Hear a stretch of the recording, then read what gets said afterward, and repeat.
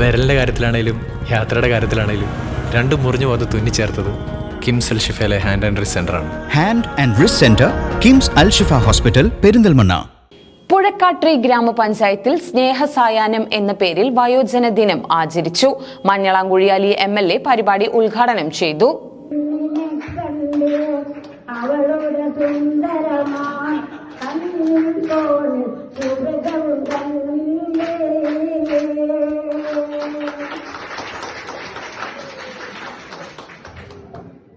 പുഴക്കാട്രി ഗ്രാമപഞ്ചായത്തിൽ സ്നേഹസായാഹ്നം എന്ന പേരിലാണ് വയോജന ദിനം ആചരിച്ചത്.